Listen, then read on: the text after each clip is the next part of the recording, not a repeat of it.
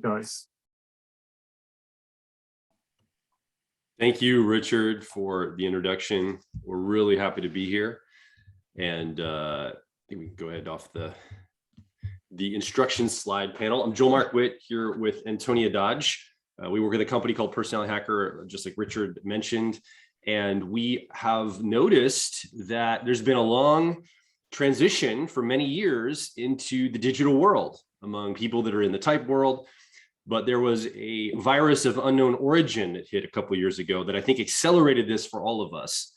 And I think we find ourselves in a much different space these days, facing a new world that's upon us, a digital space that is almost expected for everybody to play in. Well, how do we make that transition, maybe as people who have different experiences in maybe an older way of doing things, or just a business model that now has to be integrated into something going forward? So today we want to do is share some ideas with you about this new world, some of maybe the ways this has developed, and offer some advice and some tips. And then we also have some more free resource to go down into if you want to at the end of this. We'd love to get some questions as well. So we're going to try to go in a pretty quick clip so we can have you ask some questions when we get to the end of this presentation. Yeah. So as we go through this, we just want to make it really clear that we're kind of agnostic about all of this. These are observations and patterns that we've seen. We don't actually think that the old way of doing things is the right way or the new way of doing things is the right way, but we kind of as a species are finding ourselves going between two worlds. This is something that has hit the type industry, but it's hit a lot of other industries as well. It's this transition from not just an old way of doing business, but almost like an old way of thinking, an old paradigm. And we're entering a new paradigm, or have been entering a new paradigm for a while. And so we're going to talk about how it hits our industry in particular. Yeah.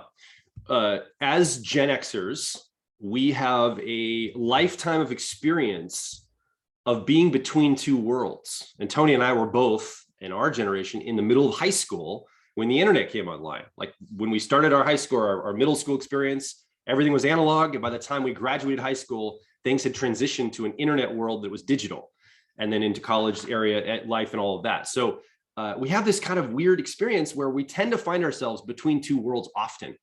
And we're sitting right now seeing ourselves as the Gen X generation really between two worlds. There's a world that's ahead of us. We call it the giants on the shoulder, the shoulders of giants that we stand upon. People that have been in the type industry, they've written books, they've created seminars, they've basically moved forward the idea of type in the world for many years, decades. They've built businesses around it. They've helped people understand it, sold books, seminars, all of these things. Done decades of research. Right. And we benefit from all of that. All of us do in this world. And then we look over to the other side, and there's this new crop of young people who are very excited. They have a lot of digital tools in front of them, like YouTube, TikTok, Instagram, Twitter, all of these tools available. And they want to talk. They're looking for content, things to talk about, and they get passionate about things like type. And so there's a lot of content coming out now about type and typology, and there's a lot of speculation and new ideas coming out from that. And sometimes those two worlds, they don't necessarily connect with each other.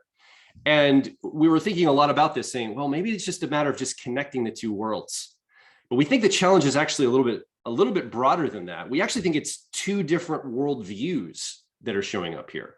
In a way, there's a modernist worldview. Maybe some people that have been in the type industry or around the type world for decades have a very modernist viewpoint of how things are.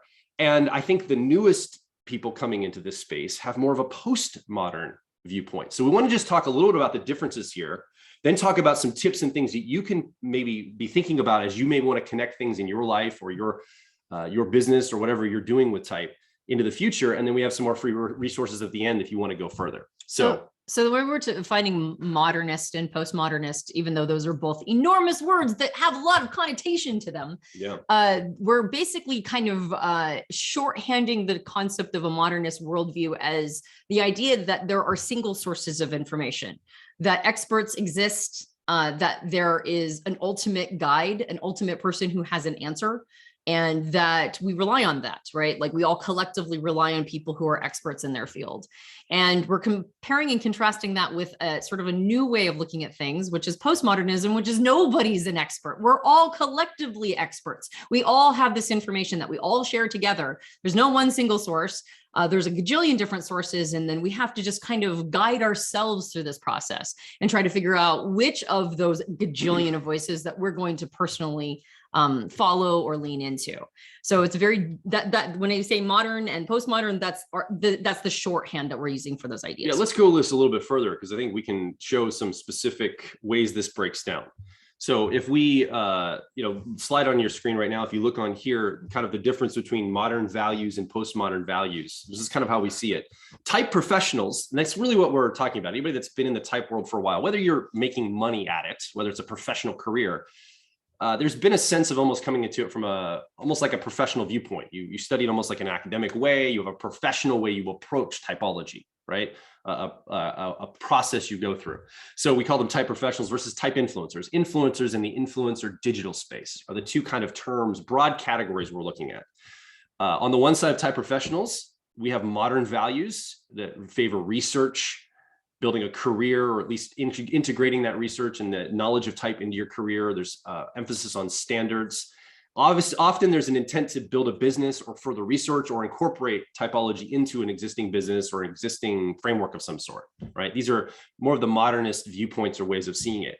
On the other hand, you have a postmodern viewpoint where this is more focused on identity level of typology, on the community aspects of it, on the platforms where the conversations happen. So like the platform of YouTube, or maybe a conversational platform like Slack or Twitter or something like this. It's very platform focused. And the intent there is to discuss the system and boost star power. So if someone's an influencer, and we see this all the time, people sometimes even get elected to Congress or government because they're influencers first. They need content, so they end up in government, and that becomes kind of their content for their influencer channels and things. And this is all over the place. And so type has become one of those content resources for people that want to become influencers in a space they might be interested in as well. But this is something that helps boost star power and makes the identity go up, right? It's all about that focus. Also on the type professional side, we have an emphasis on intellectual property. There's a courtesy of, oh, you're the one that originated that idea. I need to cite you as the source of that idea. You're the one that came up with that. You need credit for that. I don't want to steal your idea or sell it. I want to make sure that you have honor for that. That's your territory, that kind of thing. But on the other side of the type influencers, there's almost this sense of, why would you protect information when it costs nothing to distribute information through YouTube or Twitter or all these different platforms? Why are we charging for this? Why are we protecting it? Why are we claiming it as our own? Shouldn't it all be share and share alike? And so there's a different worldview of how information is guarded, put out there, managed, and the value that information as its own is seen around, right? Advice tends to be more valuable in that influencer space than just information alone. There's also on the type professional side, more of a client territory courtesy of, okay, I'm not going to steal your clients. I'm not going to take your audience. I'm going to make sure we respect that.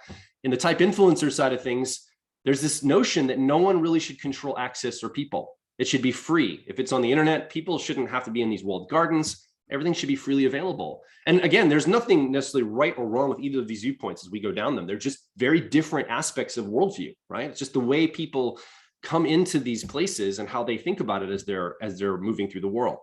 Type professional side, we have professional research, typing, assessment standards. Again, that standardization, having certain benchmarks, things that are measurable is important. On the type influencer side, though, everyone can be an authority. If you have a camera, a microphone, and you build an audience, well, the nature of you bringing an audience with you now makes you an authority in that world. A lot of people just, that's the perspective they're coming from. Doesn't matter if you're talking about it correctly. It doesn't matter if the concepts are Jungian or anything that like matches anything that we know to be vetted with experience and research. It's, do you have a big audience? Do you have a lot of followers? Well, you're probably the authority in this space. And a lot of people give people credit just by the size of their audience or the way they show up to the world or that area. There's also the type professional side. There's a professional use or sense of how to use type. So there's some ethics built in. There's some ways of misuse that are not acceptable. And I think on the type influencer side, type as identity, and it's even down to the meme level now. And I think probably everyone here has had some experience where you're looking around online and people casually talk about MBTI, right? Almost as if MBTI is a meme and it doesn't actually mean the Myers-Briggs type indicator. they think it is talking about the system or type in general. They don't understand that MBTI is a registered trademark term that means the assessment, right? They're not even aware of it, let alone the fact that they're misusing it. They don't even know that's what that means. They brought it down to a meme level. And we see this with everything, right? Everything's being brought into a meme level. And certainly we don't want type to just be that alone. Yeah. And to be totally honest, there are advantages and disadvantages to both worldviews. One of the advantages there's a lot of advantages to the type professional side, which is that you have much higher standards of research. The information is usually much more accurate and has a lot more clarity to it. There's a sense of ethics that is very important wrapped into the more type or the professional side. There's a way of talking about it, and there's a sense of how to use it appropriately. And there's also courtesy of giving people credit where credit's due. All of these things are really important, but there's also a sense of how do you get people to find you? If it's not the only source, then sometimes one of the disadvantages is that when you're behind a walled garden all the times and there's all of this noise in front of that walled garden, how does somebody even find you? And then on the type influencer side or on the postmodern side, the advantage is that it's very accessible. The access piece it's everywhere. There's no limitation to the access, or there's no boundary to access. But of course, the disadvantage is that there's also no standards or ethics woven into it. And so each side has an advantage and a disadvantage. Yeah. One of the really clear ways to see this, by the way, just to get a really sense of this as we get ready to move on. When I was growing up, right, I was born in the late 1970s. When I was a kid and I wanted an answer for something, I said, Mom, Dad, how does XYZ work? They would say, right over there is a set of encyclopedias. Go look that up. I would walk over and open the encyclopedia. I would turn to that chapter, in alphabetical order, and I would learn about the subject from a single source in a single encyclopedia. Now, did that mean there was only one answer or one source of information? As far as I knew, that was all there was. There was more information there, but I got my one answer from my one. We didn't have multiple sets of encyclopedias. We had one set of encyclopedias, right? Well, now if one of my children comes to me and asks me a question, I say, why don't you go Google it? And they get about 50 billion web pages. And they say, I don't even know where to start. I feel so overwhelmed with all this content, information. There's not just one single source. It's really all over the place. So I think this brings home to kind of, we've all had this experience, but I just wanted to say that because I think that really encapsulates what we're dealing with here, in that in a past modernist way, we had, whether there was only one single source of information, at least that's what we perceived it to be often. And now it's just splintered everywhere. Mm-hmm. And that's kind of some of the challenge that we're dealing with in this world. And that's how some of this has evolved inside of that, I guess, that container. As Joel mentioned, that we're kind of between two worlds, and we understand and see the benefits to both of them. But postmodernism is here, right? Is where we're at, and we're not going backwards.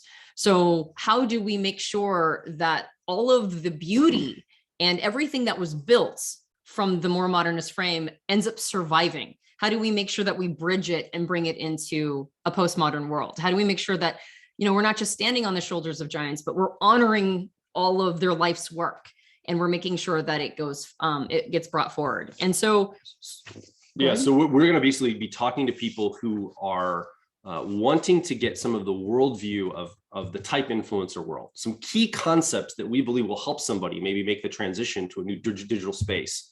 As a person who understands type and has passion about it, to also make the transition to digital. And then we can take some questions after we lay down some of these key concepts. Right. Let me interrupt you, please. No. I was just gonna basically say the same thing. Okay. So as people who have been both type professionals and type influencers, we're both basically. We also have our information behind paywalls. We don't believe that it should just be available and free everywhere.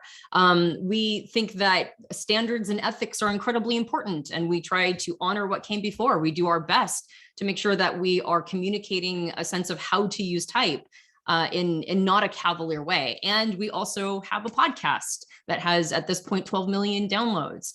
We have a YouTube channel. We are in the social media realm. So we also dip over into the type influencer realm. So as people who are sort of in the middle of both of these things and try to have a foot in both sides, when we talk to people at the associations of psychological type, most people fall in the type professional realm. And so, as Joel mentioned, we're just going to kind of open the kimono and talk about some of the principles, the core principles that type, if you want to enter a type influencer space, you certainly can. And we feel like young people are always looking for content. People who have kicked their cameras on and are talking about it on YouTube are always looking for guidance. And regardless of whether or not they say that everything should be free and open, the truth is that people are hungry for mentorship. So even if we get at the end of this and you're like, I'm never doing that, right? That sounds terrible. Yeah. There are a lot of people who are already doing sort of the postmodern value style that are desperate for mentorship and people who really know what they're talking about to help guide them. So also think about this in terms of a mentorship opportunities for people who are already doing these. Yes, that's a really good point. Let's talk a little bit about some of these key principles. Key principle number one, when you're entering the digital space, kind of that type influencer world, you are the product. Remember, there's 50 billion Google results. How is anyone going to know who to follow? Often people decide what information they're going to pay attention to based on the demonstration of competency and trust of the person delivering the content. So however that person defines competency and trust, that's up to the individual. But basically, this is a mindset of what you have to say is important, but also how you're saying it and who you are and how you show up. It might even be more important for getting attention, getting eyeballs on you. So you could have the greatest content in the world, but if it's not delivered as kind of from a framework of, hey, I've got authority, I have competency, I can speak well to this and show up in a good way, it's going to be really hard to get listeners or viewers to the things you want to share. Well, and in a postmodern world, whose content do you follow? If there's a gajillion people talking about the same subject, you follow the person who you like, right? You like the cut of their jib, you like how they're talking, you like how they're showing up, and you vibe with them. So in this space, and this is one of the reasons why people are weirdly obsessed with authenticity while also being very performative. What they're really looking for is they're looking for the real deal. That's what they're looking for. And it doesn't have to necessarily be flashy. It doesn't have to have a lot of sizzle. It doesn't have to be, a dog and pony show. It's a person who speaks with authority, which is hard to find in a postmodern world. Speaking with authority is something that is more sort of a modernist thing. And so that's one of the values that a person brings when they've been a type professional, is that they speak with authority. They sound like they know what they're talking about. And they speak with a sense of authenticity. So the you are the product is really not about you being an amazing, like I mentioned, dog and pony show. It's more about speaking with authority and speaking with a sense of true authenticity. And that could be anybody. It doesn't have to be a super extroverted person. It could be somebody quiet and articulate. That's okay. It's just this idea that the content itself isn't enough in this world. Often the person that's bringing that content is part of the delivery and part of the product. Yep. Your audience, though, as you think about your audience, really they're the star of the show. The nature of everybody wants things custom tailored to them. People are searching for information and advice, and featuring your audience person, the person listening to you as the star, can be key. And what we mean by star, it doesn't mean you have to elevate them into certain places, although we think you can elevate them. In a lot of ways, this might be an intimacy framework. So a good example of how we see this is when we're on our podcast, for example, we believe our audience person that's listening is the star to the degree that we believe it's just that one person listening with us. We think it's a podcast between three people, you listening and me and Antonia. And so when we talk to you, we don't say, hey guys out there, hey everybody out there. We say, hi, you listening. What do you think about what we just said? We're talking to one person. Often it's an intimate experience in their ears when they're running or driving or something.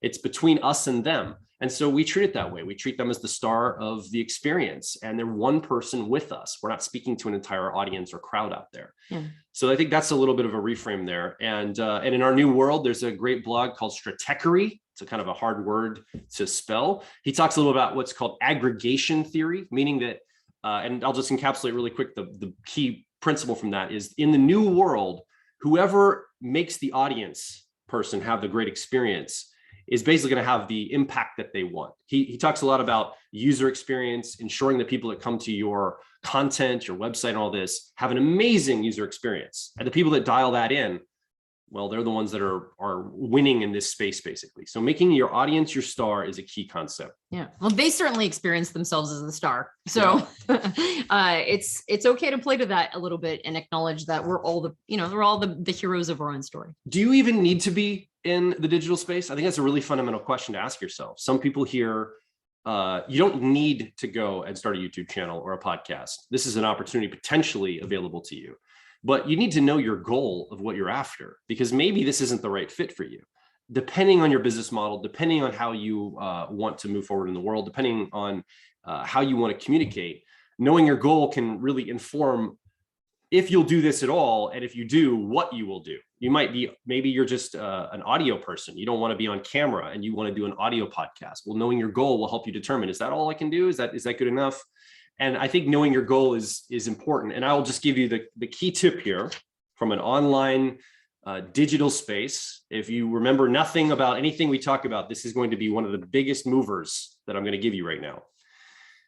The reframe is, every time we talk about marketing, you might have somebody that talks about marketing or getting your message into the world and all that. They talk about, okay, we're going to help you get your message out there. We're going to help you take the message that you have, person, and we're going to get it on billboards, on signs. We're going to get all over the internet. We're going to do advertising. We're going to get your message out there. We're going to get your name out there. And the reframe I want you to take away from this talk, if you take away nothing else, is it's not about getting our names out there. It's about getting their names in here.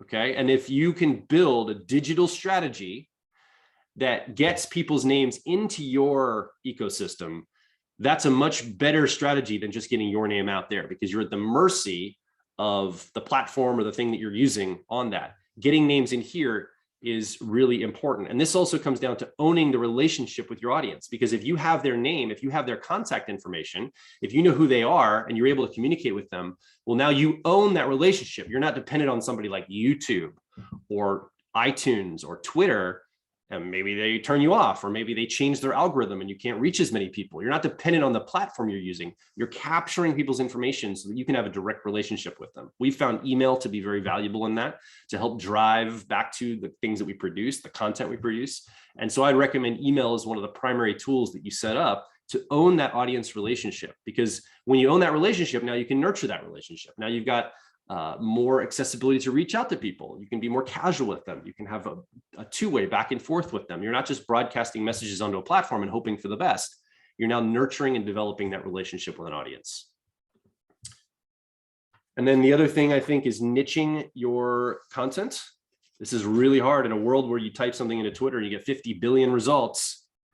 We have to find a way to cut through the noise. So if there's a way to position something in a unique way, that can be powerful. One of the things that we found here at Personality Hacker, we're very passionate about personal growth, about developing ourselves as people.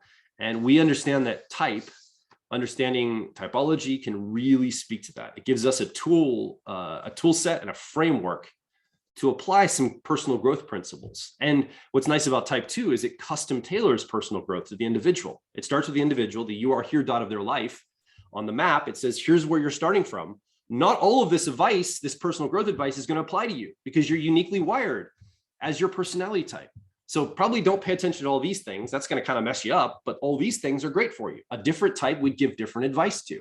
And so the sweet spot we found in niching is that we understand that typology and personal growth can be woven together in such a beautiful way. Yeah, niching is very difficult to do in the type world because personality type is really about people looking for, well, first of all, tell me more about me. I want to know about me as an individual. I want to know how I'm wired. I want to understand why I show up the way that I do and leverage myself. And then of course, the next natural thing that people do is like, okay, then tell me the personality types of everybody in my life. And so that I can understand the relationship between myself and all these other people. And so how do you niche identity? How do you niche knowledge about how people are wired and their minds? because it's, we're talking about all the billions of people on the planet that this could potentially apply to. And so it's a difficult field to niche in. And yet when people find a niche, then they do so much better. So like Joel mentioned, and we benefited from some timing as well. But when we first started about a decade ago, there wasn't a lot of personal growth content out there that had type in it. Like there was some, but nobody had really like sort of put forward this idea of growth first and then personality types to support that. And so that's what we did. And then we found ourselves a little niche, which was nice. But now we're finding ourselves like overrun with that information. There's now lots of people talking about personal growth when it comes to type. And so what is our niche specifically? And how do we make sure that we're honoring the people who are following that particular way of talking about type? So it's also something that needs to be updated on a regular basis. But when you have that unique selling proposition, when you've got that niche, people will come find you to some extent. They'll come find you because they want to talk about that specific way of discussing type. Yeah. Content can do lots of things, but we focus in on the three things that we think can really be the biggest bang for your buck. If you can get 2 of these, that's great. 3 is amazing. Often content, and we see this all the time online, can entertain. Obviously, we see people, I don't know how many videos I've seen on YouTube where it's like the 16 ways that people do underwater basket weaving, right? It's like the 16 ways people climb trees. We're talking about Myers-Briggs system. So that's an entertainment kind of framework. There's obviously the education framework, which we tend to be more in the field of, where we're educating people on how to use this, apply this to their lives, understand it for themselves and the people in their world. And then obviously the motivation side of things, how can you motivate people to go take action in their lives, make changes? We like to say that true learning equals behavior change. If you really learn something, you're going to change the way you do things in your life. And so we want to motivate people to that end. So as you're thinking about some of the content you could create, these are some of the broad fields that you can think in terms of, okay, I need to make it entertaining, I need to educate, I need to motivate people. Obviously, you can do one of those, but if you can weave those together in the things that you create or produce, that can be really powerful. One thing though, I think people always are concerned about is, but man, I'm not a video person. I don't know how to record. I feel like I don't have a lot of talent around lighting. And I mean, right now, we're in our studio, right? We do this so much. We give so many talks on Zoom that we've actually set up a professional studio in the side of our home. We have camera lights, a nice camera, we have a nice backdrop, all of this, because this is what we do professionally. Now, you don't have to start that way. I would just say that professional is greater than polish. So as you think about starting, the polish is all the nice lights and camera and all that stuff that's all worked out, and the graphics and all this. It's nice to have those things, but if you put so much emphasis on that, the content you're bringing and the professional way you're showing up might take a hit. So don't even worry about the polish right now. Focus on the messaging. How are you going to message something that lands with people? How are you going to message something in a professional way that people can understand, they can apply to their lives? The camera work might be not that great. It might be like a little bit of a bad lighting, but you're giving great content. And that's a great place to start because it's advice that people can use in their lives. I think that's better than getting the polish dialed in perfectly. Yeah. As you're getting your sea legs under you, we talked about what is it that you're trying to accomplish? What kinds of content do you want to put out if you choose to do so? And when we first started our podcast in 2014, we had like a little Yeti microphone that was like maybe $100. And we still have one. Look like this. Yeah. That we set up here, a Yeti microphone. And we would sit under a blanket to deaden the noise because we're like, I don't know if this is going to go anywhere. And I think we had like 300 downloads the first month or something. And we had already had a little bit of an audience. So those were like people throwing us a bone and being really nice to us by listening to our podcast. And we didn't really update our equipment until probably, I would say 3 years into it. And we just kind of incrementally did it once we were, oh yeah, this is a thing. So if you do find something that works well for you, if you choose to be, to dip your toe in this influencer world and start creating content, feel free to, go slow and find the thing that you're good at and that pulls you, right? Like you go, that's the thing that I want to be doing. The reason why professional is more important than polished too is, there's 2 different directions people who are raised in a postmodern world tend to go. They're seeking authenticity. And so they like things to be really almost, I mean, I'm even using the word grungy. That's a very Gen X term, right? They're like they kind of like that somebody's sitting on their bed with their laundry behind them as they're talking. They kind of like that because it feels like it's really authentic. And then on the other side, they want things to be like Apple company level polished. Right. Yeah. They want to know that like everything is streamlined and everything is absolutely perfect and beautiful. And so it's a really weirdly dichotomous in that way. And so what ends up happening is that we start kind of getting hyper focused on polish because we feel like everything is polished around us. And what I really feel like type professionals have on everybody who's a type influencer is it's not necessarily authenticity of identity or personality. It's authenticity of knowing what you're talking about. Demonstration of competency. It's a demonstration of competency. And the demonstration of competency cuts through so much noise. And that's as opposed to sitting on your bed with your laundry behind you. That's like sort of the symbol of, you know, like I'm rugged and doing it like completely authentically. I feel like that natural professionalism that type professionals bring, that authority, that ability to cut through the noise of like, I don't know, what do you think, right? Like, I guess this is how this works, or I read this one time, and so this is how this works. Like there's an authenticity to the weight that type professionals bring. And when you hear somebody with that cadence, when you hear somebody with like that sense of authority in their voices, people tend to pause and listen. And so when we say go professional more than polish, we're not just talking about this idea of like, you know, upgrade your equipment over time. We're saying make sure you bring that, whatever that is, whatever cuts through the noise of a bunch of people ruminating over what introverted intuition could be. When you bring your decades of understanding and wisdom and knowledge and application, which a lot of people don't have, they're just theory junkies, right? They don't have the application that comes from observing this in the wild and field testing it over decades. When you start to bring that voice in, that's the professional voice that people are really looking for. Yeah. And so that's why we say go professional over polish and let your polish follow that professional cadence and voice. Yeah. Expect negative feedback. This is one thing people in the digital space when they first enter can be jarring sometimes. It was jarring for us. It still sometimes is. Yeah. To be objectified and to have people, you know, the man in this video seems like an idiot and his shirt's wrinkled and you're like, wow, you don't even use my name. Okay, I'm the man in this video. That's such a weird way to refer to somebody. It's kind of a weird experience to have happen at first. We have somebody who follows a different type influencer that every time we produce a podcast and put it on YouTube has to come let us know what this other type influencer thinks of this information. And I'm like, all right, that's cool. And lets us know when we're wrong and saying it wrong based on this other type influencer. And it's like, all right, that's fine. That's my brother is actually has become quite a famous science fiction writer. And one time when I was kind of complaining about this, he said, well, the tragic thing is if nobody's talking crap about you on the internet, it's only because they've never heard of you. And that was a really good reframe because I was like, yeah, you're right. And so as soon as you broadcast, you're going to get positive and negative feedback.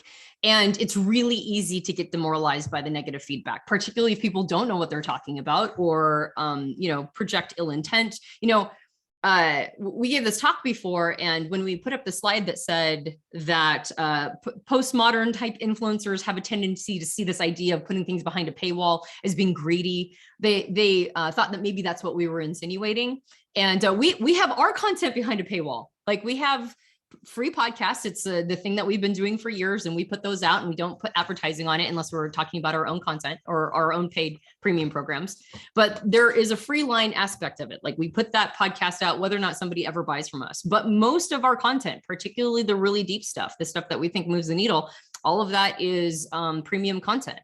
And so we feel like that's important because we feel like people value it more when they have to exchange resource, right? Like when they have to invest something, they usually take it more seriously and it impacts their lives better. But because of that, and because a lot of type influencers are exclusively influencers and they don't charge for anything, we have gotten a ton of negative feedback about charging for things. And sometimes it's tough, right? It can be kind of rattling when people say negative things about you, or, project ill intent. You're just greedy businessmen, or whatever they do. And we've started to, we've gotten to a place, because we've done this long enough, where we realize that in some ways that's a symbol that we're doing the right thing. The person who's projecting this stuff, it's of course more about them, but also there's probably a sense of longing for the content, and they're just salty they can't get it for free. So a lot of the negative feedback is actually a sign that you're on the right path, but you have to expect it. And that's one of the things that makes people kind of hesitate about dipping their toe in this world. But it is manageable, and you can overcome it. And I'm a person who's very sensitive to negative feedback. And so I am a testimony to the ability to overcome that. Yeah. And the positive feedback too happens. Another interesting or weird experience sometimes is people might use something you did not say. They might misquote something you put out there as a way to win an argument with somebody else. And you're like, that's not what I said. Please don't use the words that way. That's not what I intended that to be. So it's just these things that you're realizing your content's out there. When you put it out on the internet, you have less control over how it's engaged with, it's used, and all of this. And we understand that's the nature of the internet. And so we're working with those energies, not against them. And we understand that's just the nature of doing content creation. And it's just something to be expected. It's one to mention it. We got one more core concept here. Then we want to give you a free resource to go after. And we're going to take questions. We think a good discussion can come from this too. Next key idea is stick-to-itiveness and consistency. Now, I'm an ENFP. Those are my type preferences. Antonia's type preferences are ENTP. So we both, based on our cognitive wiring, our inferior or introverted sensing cognitive process makes it so we pat ourselves on the back when we have consistency. So this might be a personal thing to say. We're very proud of ourselves when we're consistent. Right. Being able to release a episode every Monday since 2014, we think that's an incredible feat, especially for our personality types. We're always congratulating ourselves for it. Yeah, it's pretty impressive to us, not that much to other people. But this has really helped us. The consistency in releasing on a consistent basis has shown people that we will release consistent content. I think consistency is something online that is very important. People really come to rely upon something coming out on a regular basis, and then they build a relationship with you. It really is interesting to, we'll do a meetup in a city somewhere. We'll go to Chicago, and 3 days before, we'll say, hey, we're doing a meetup in the city, and we'll tell that to our audience. And people, well, I think they're strangers, right? Come to meet us in person. But the experience for them is that we are not strangers. We've definitely built a relationship with them, and they'll ask me questions about my children and use their names. And it's a very interesting experience to have a one-sided relationship where the person really knows a lot about us, and we're getting to know them in the meeting of that. But that's something that consistency can do. It could build an audience where people know, like, and trust you way before they ever engage with something that you're doing, like anything you're talking about, right? Like, or just trying to maybe create value exchange or an event you're running or something you want to sell or promote. It's really neat to have that consistent relationship with an audience. Well, and it's the only way to get legs under you as an influencer. Like we mentioned, our first month of doing the podcast, we had like 300 downloads, and we already had an audience of people that we had talked to through email and other methodologies. This is before everyone had a podcast, right? It's even harder now in some of these spaces. That's right. And so we just were like, well, we're just going to do this for a year and see what happens, right? Let's just do this and do it for a year. We'll commit to a year and see what happens. And our podcast numbers went up and up and up, which was great. And so our recommendation is that, and by the way, lots of type-based podcasts have come and gone in the amount of time that we've been doing our podcast, because podcasting is harder than it looks.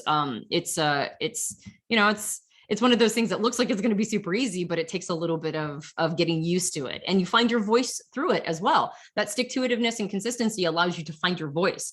I go back and listen to early episodes of the podcast, and it's so cringy, right? I almost can't listen to it because I'm like, that was a little rough, right? But that consistency helps you find your sea legs under you. It helps you find your voice. It helps you find the thing that you want to be doing. And then you kind of get into this rhythm, and the rhythm itself buoys you up. And then you give your audience a time to come find you as well. You give your audience a time to get acquainted with you. So we generally recommend, if somebody wants to enter this realm, that they choose maybe a couple different platforms, or one that they know that for sure is their platform. We're podcasters generally. We have a little bit of a YouTube presence, but I'm auditory. I'm entirely auditory in my modality. And so podcasting just makes more sense. And so we found our little thing, and then we just kept doing it for a year. And then we went, okay, I think we want to keep doing this. So if you choose a platform, give yourself a year. Give yourself a year to find your voice, give yourself a year to like sort of figure out the technology and figure out how you want to present, and give yourself a year for your audience, like the people who are looking for the thing that you have to say. Give yourself a year for those people to find you and stick with you for a while. And it's the only way to really build an audience, is that consistency. Mileage may vary. Well, I'm talking to people in the UK. Is it miles or kilometers? Yeah. I don't know. Distance may vary, however you measure it, kilometer or miles. But so we've had to like go through a bunch of these key concepts. Miles, thank you. Thank you, Richard. We've gone through a bunch of these key concepts. We have to try to land this to as broad an audience as possible, right, that are here. But we'd love to get some of your questions. One resource that I'd like to give you is we actually recorded 3 hours worth of, roughly about 3 hours worth of content free. It's our podcast, episode 292 to 294. We actually go into much more detail about how to be an influencer. We break into 3 parts, and we talk a little bit more in depth. We offered that just freely to our audience because there were a lot of type influencers in our audience, or people that wanted to be type influencers. We thought this might be a really great gift to give people. So if you're interested in going down further, hearing some of the more of the other concepts we have to share about this, those 3 episodes, 292, 293, and 294 would be a really great place to start. It's on our website, Personality Hacker, if you're interested. It's freely available. You don't have to sign up for anything. You just go and listen to them as our gift to you as continuation of this. And if you are interested in being featured, maybe you're a type professional, you got something to say, and one strategy might be, well, let me be on somebody else's stuff first. Let me go on their show, their channel. Feel free to shoot us an email. Say, hey, I've got some of these things to talk about. We're looking for ways in the future to help type professionals find audiences, find ways to outlet. It's one of the things we're passionate about, is preserving some of the knowledge that has gone before us, some of the understanding. We don't want it to die. We don't want it to be lost. We don't want it to get memeified only and just reduced down to a meme. We want it. It's important that we support many of the things that you might be working on. So if you're interested in some of that, please just send us some information on you and let us know what you're interested in. And we have multiple different platforms we're on. We have blog, article potential. We have YouTube video potential. We have the podcast, of course. And we also have premium programs. And so when we say interested in being featured, we're basically saying that like there's a lot of different ways to get your feet wet. Yeah. And like Joel mentioned, we're pretty passionate about making sure that what came before doesn't get lost in all of this noise. There's just, I read in a book in the 1980s a phrase that said that we live in the most over-communicated time period in history, and that was the 80s. And so it's unbelievable how much noise there is in the world and how many people are vying for attention. And so it's really easy for something that is not necessarily ready for this world of drowning out noise. It's hard to translate into this world. It's hard to figure out how to cut through that. Yeah. And so it's important for us. And there's also like mentorship opportunities to connect with other people who are currently influencers. So so it's just really important for us. So if you do have an area of expertise and you would like to be featured in some way, please let us know. Yeah, let's kill the slide deck. Let's go to questions. We have about 15 minutes till the top of the hour. Love to hear from people. Go ahead, feel free to raise your hand. If someone wants to kick us off and unmute and ask your question, we'll try to get to as many people. This is where the gold is, because now we can contextualize it to people that are here live. Maybe you have specific questions. Yes. So I was just Richard here. I was just wondering, should we stop the recording now? I was just thinking it might make it easier for people to have that conversation, and then people can watch the. Yeah, whatever makes people comfortable. I think I'll do that. I think generally it changes the vibe a bit. All right. No worries.